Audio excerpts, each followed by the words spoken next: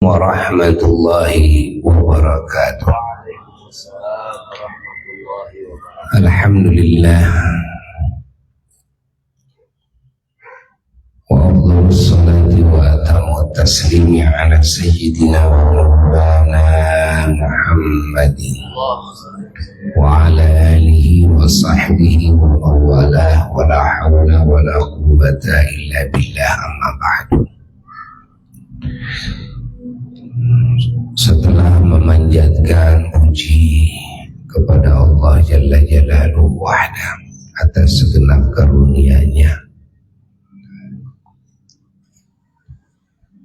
dan juga salawat salam kepada junjungan alam Sayyiduna wa Maulana Muhammad sallallahu alaihi wasallam dan ahlul baitnya, para sahabatnya, para tabi'in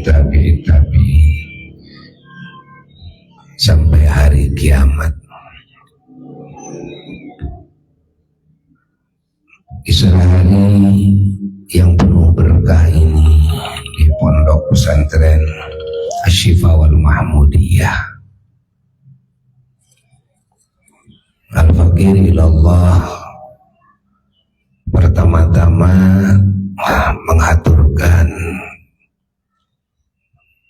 selamat hari raya Idul Fitri 1447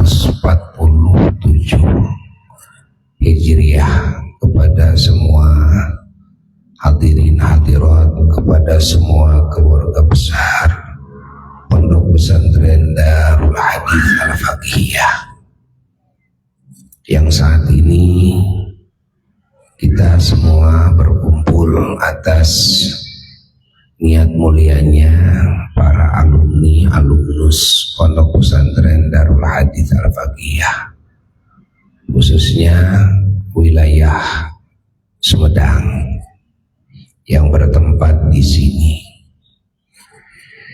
Minal aidin wal faizin, taqabbalallahu minna wa minkum. Yang kedua, Al-Faqir ilallah sangat menyambut baik dengan penuh kegembiraan dengan silaturahmi seperti ini, yang seyogianya kumpulan seperti ini harus diistiqomahkan, diadakan minimal dalam 1 tahun 2 kali atau 3 kali, 4 kali, per 3 bulan umpamanya 1 kali. Itu yang diharapkan. Kenapa? Karena kita semua para santri tentunya punya tanggung jawab yang jauh lebih besar ketimbang orang awam. Di samping mengamalkan ilmu secara pribadi, juga kita punya tanggung jawab besar karena Allah sudah menganugerahkan kepada kita ilmu yang agung ini, yaitu menyebarkan ilmu ini kepada yang lain seluas mungkin, dan kita menjadikan diri kita sebagai uswah hasanah, suri toladan bagi siapapun manusia, siapapun umat Nabi Muhammad sallallahu alaihi wasallam. Itu adalah hal yang doruri, artinya tidak ada tawar-menawar lagi. Setiap orang yang dikaruniai ilmu, seyogianya dia harus mengamalkan ilmu dan dia harus menyebarkan ilmu tersebut kepada yang lain yang belum mempunyai ilmu. sesuai porsinya masing-masing, sesuai kemampuannya masing-masing. Sebagaimana yang diisyaratkan oleh baginda Rasulullah sallallahu alaihi wasallam, "Liballighi syahidu minkumul ghaib, ballighu anni walau ayah." Dan diisyaratkan oleh Allah Jalla Jalaluhu wahdahu, wa liyundiru qaumahum idza raja'u.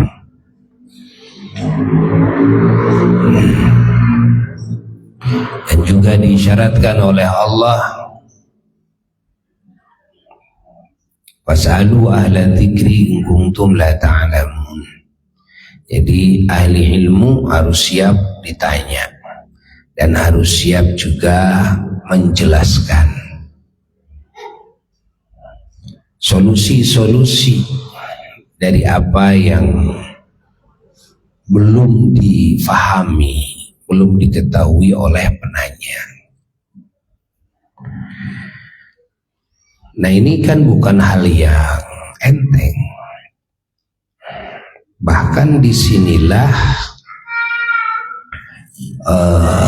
kendala-kendala dalam tersebarnya ilmu Allah, tersebarnya sunnah-sunnah Rasulullah sallallahu alaihi wasallam kepada umat, yang pada akhirnya umat yang semakin hari semakin bertambah banyak, namun umat ini kekurangan pengajar, kekurangan pentarbiyah, kekurangan sosok suri toladan, uswah hasanah, panutan yang akan mereka ikuti. Apa nanti efeknya? Efeknya akhirnya ada yang efeknya itu mereka mikir sendiri, otodidak, ya, cari-cari ilmu dari Google dan sebagainya. Ya, ada lagi yang efeknya lagi adalah dia bertanya-tanya sama orang-orang yang diduga oleh dia itu ahli ilmu, padahal bukan ahli ilmu. Ada lagi efeknya adalah mereka menjadikan mereka tercuci otaknya, ya, oleh pemikiran-pemikiran, pemahaman-pemahaman yang ini bertolak belakang dengan ilmu Allah, bertolak belakang dengan agama. Pada akhirnya, ya, ini menjadi ribet, ya, kepada para ulama. Nah, ini menjadi muskilah, ya, menjadi fitnah-fitnah, ya, yang menjadi sebab, walaupun ini bukan mutlak sebabnya ini, tapi ini bisa disebut sebab yang paling menonjol. Yang menyelesaikan permasalahan umat itu adalah ilmu Allah, dan pemegang ilmu Allah adalah ahli ilmu. Nah, dengan geraknya ahli ilmu di dalam menjalankan kewajibannya, mengajarkan, menyebarkan ilmu lillahi ta'ala, berdakwah, ya, kepada umat manusia, kepada Allah Jalla Jalaluhu wahdah, mengajak manusia kepada Allah siang dan malam, menggarap berbagai faktor penyebabnya, sarana prasarananya di dalam penyebaran ilmu tersebut, dalam dakwah tersebut lillahi ta'ala. Dan juga hidupnya, ya, dijadikan sebagai suri toladan, ya, bagi umat Nabi Muhammad sallallahu alaihi wasallam lillahi ta'ala. Nah, dengan cara seperti ini, ya, semakin banyak orang-orang yang seperti ini, otomatis ya di lapangan, di masyarakat akan semakin banyak yang membimbing, akan semakin banyak yang mentarbiyah, akan terhalang keberanian orang awam di dalam mencetuskan pemikirannya dengan mengatasnamakan agama dengan cara otodidak, itu akan terpending.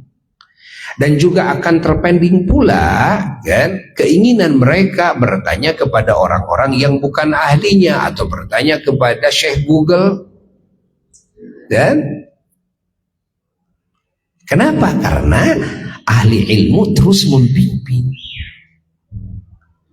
Coba bayangkan, di Indonesia ada 20.000 pesantren umpamanya. Ini hasil data yang lebih. 1 tahun mengeluarkan khirij pesantren, kan? Ada yang puluhan, ada yang ratusan, ada yang ribuan. Kalau semua santri-santri ini gerak menjalankan kewajibannya, ya, tidak mengabaikan kewajibannya, yaitu menyebarkan ilmu, berdakwah, dan selalu siaga satu menjadikan hidupnya itu, gerak-geriknya itu semuanya menjadi suri toladan bagi yang lain, ya, mewujudkan keagungan ilmu ini melalui pengamalan-pengamalan yang sangat indah, yang sangat agung. Dhahiran wa batinan, ya, menjalin hubungan yang indah, yang agung dengan Allah, menjalin hubungan yang indah, yang agung dengan sesama makhluk Allah, dengan keluarga, orang tua, guru, ya, dengan tetangga, dengan sahabat, dengan sesama muslim, dengan non muslim, dengan binatang, dengan alam. Sebagaimana agama ini rahmatan lil alamin, maka semua alam mendapatkan rahmat daripada agama ini. Dan yang dimaksud dari agama dan adalah dari imannya orang-orang yang beriman dan takwanya orang-orang yang bertakwa. Bukan dari ilmu yang tersimpan di kitab atau di HP atau di tab dan sebagainya lah, tidak. Bahkan bukan cuma di dalam ceramah semata, yang mana ceramah ini adalah hanya sisi mau'idhah hasanah, ya, di mana uswah hasanah ini sebagaimana kita ketahui lisanul hal aqwa wa afsah min lisanil maqal.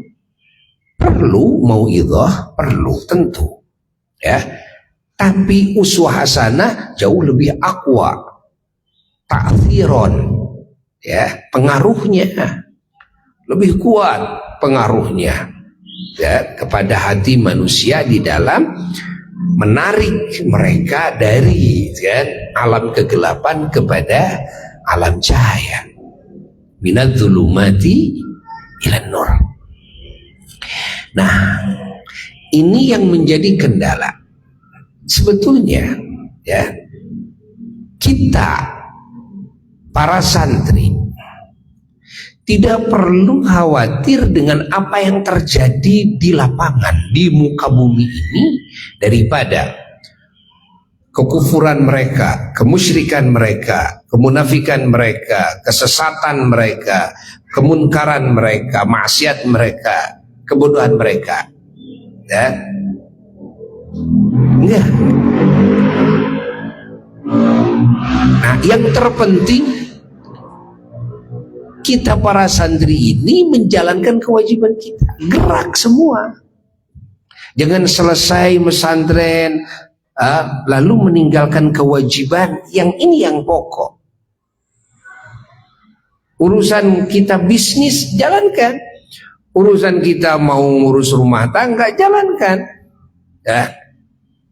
Urusan kita mau ikut organisasi atau partai politik, kalau perlu jalankan. Namun ada urusan yang ini tidak bisa ditawar lagi. Apa? Menjadikan hidup kita, gerak-gerik kita uswah hasanah bagi siapapun. Yang kedua adalah menyebarkan ilmu ini seluas mungkin dan mentarbiah umat.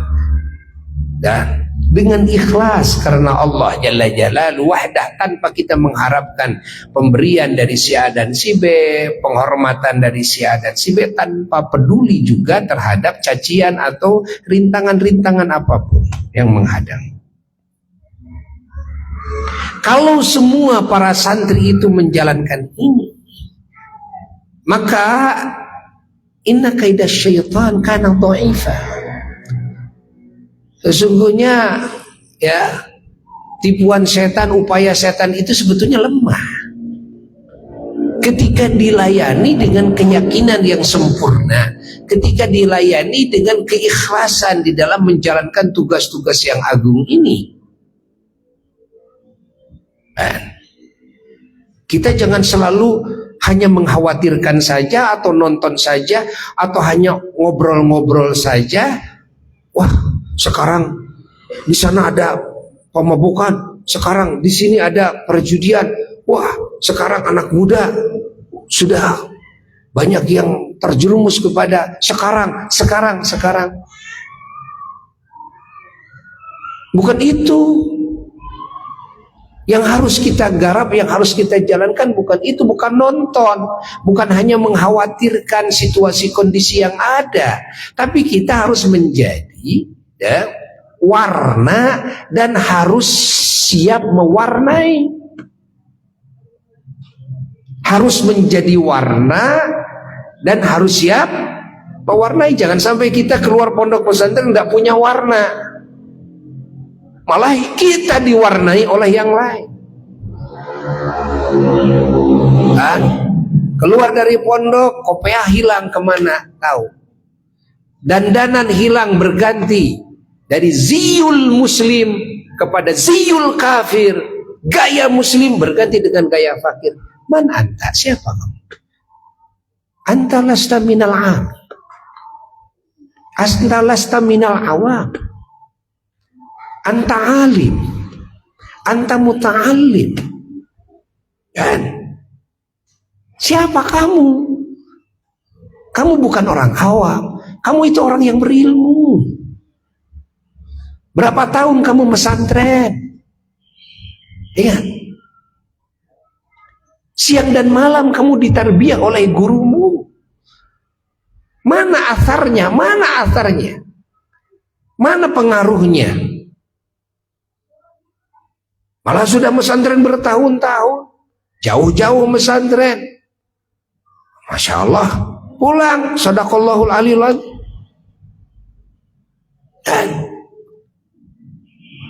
tidak ada duha, tidak ada qobliyah ba'diyah, wala wirid ba'da salawat al-khamsah, tidak ada tahajud, wala baca Quran, oprek HP dan sebagainya, main-main, jalan-jalan ke sana kemari. Apakah Anda tidak merasa Anda punya kewajiban dari Allah dan punya tugas yang agung? Allah. Nah, bayangkan Indonesia itu dulu hanya dengan 9 wali. Indonesia mayoritas kafirin, musyrikin. Bayangkan, tidak bertuhan, tapi bisa berubah. Indonesia masuk kepada marhalah, Masya Allah. Marhalah apa? Marhalah insya aulia. Dan ada marhalah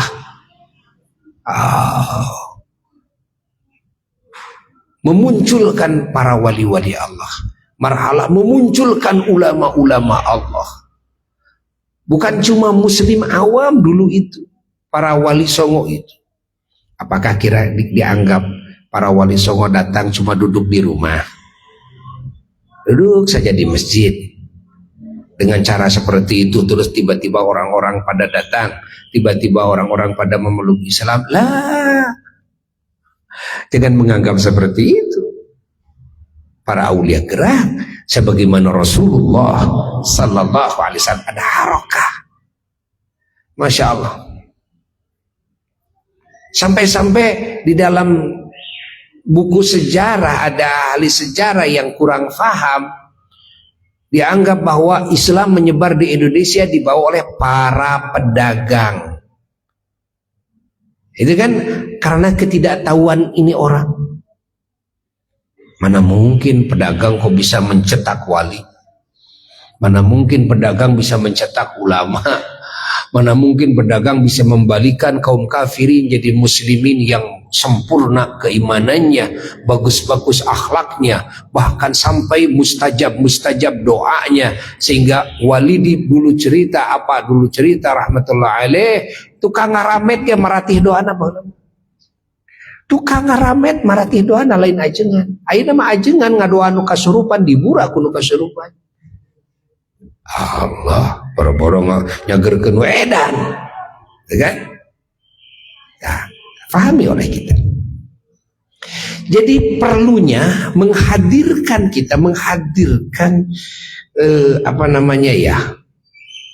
rasa dalam hati, ya. Rasa apa? Rasa tanggung jawab sebagai orang yang berilmu. Itu sangat penting sekali.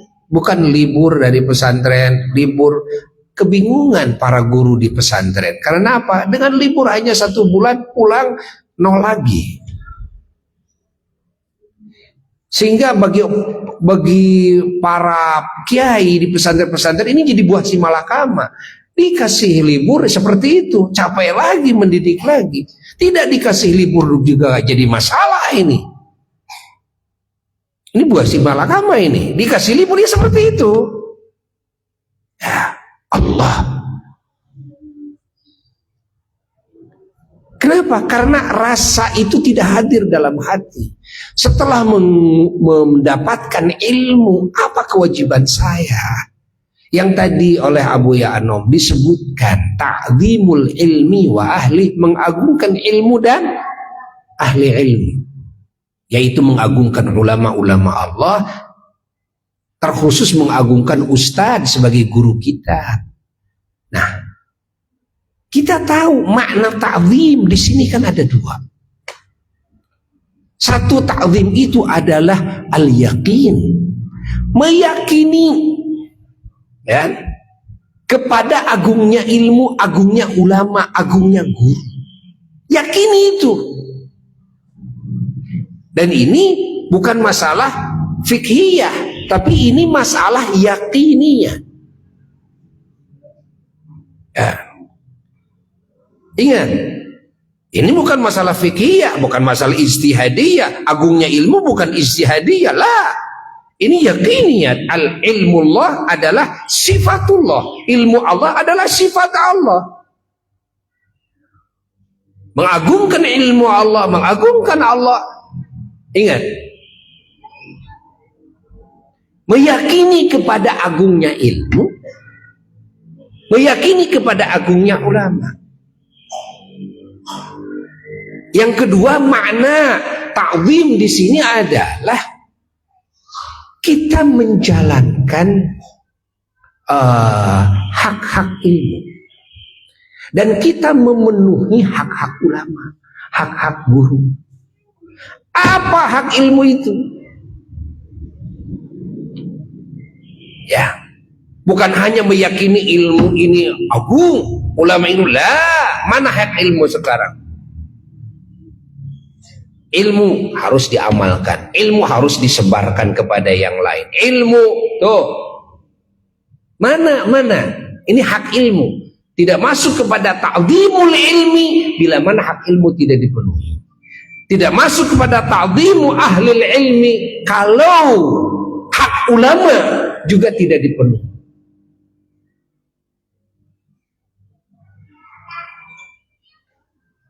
Belum tuntas dengan meyakini bahwa ilmu ini agung, ulama ini lah, belum tuntas. Begitu pula cinta, hub. Sama cinta juga. Ya. Ada cinta itu di dalam hati, mencintai ilmu, mencintai ulama.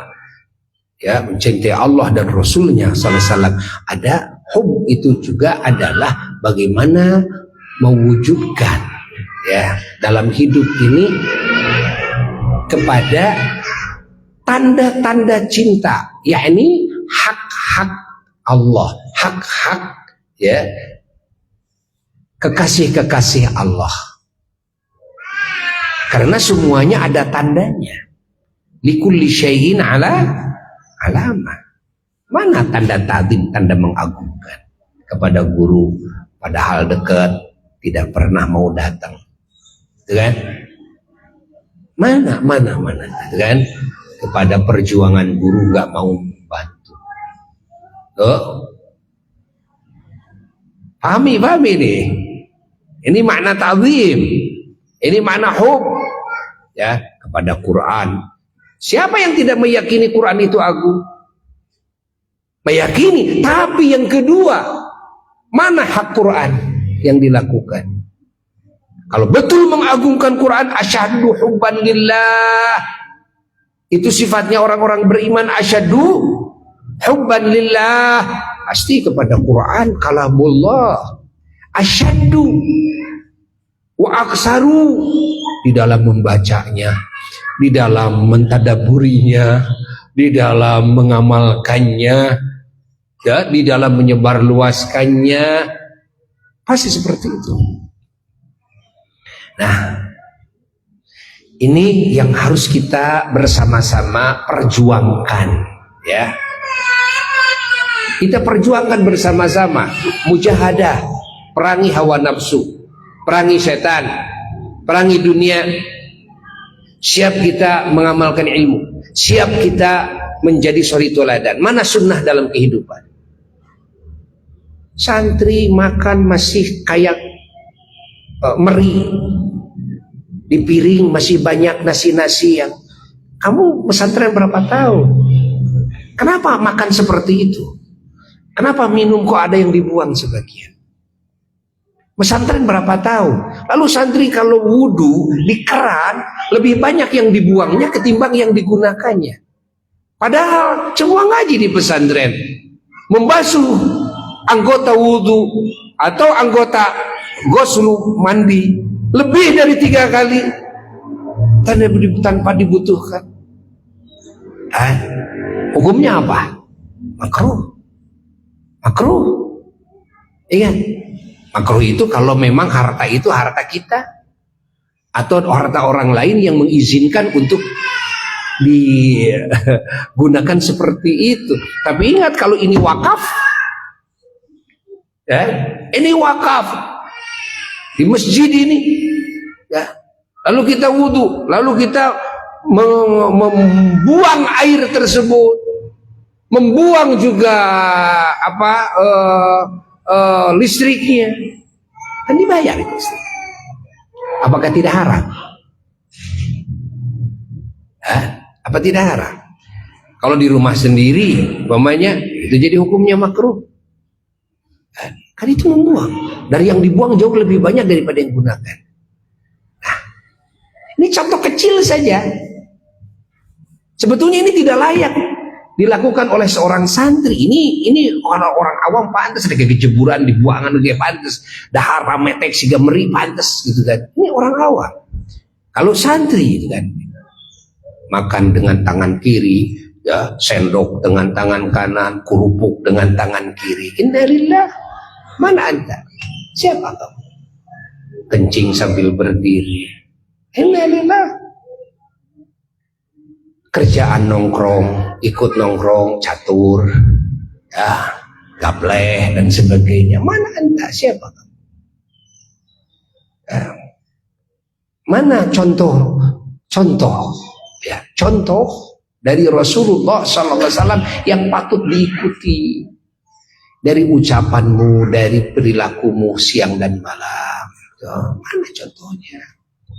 Inilah muskilah yang besar sekarang, ya, yang mana kita semuanya harus berjuang, merehab, kan? Harus berjuang, kan? Menservis, kan?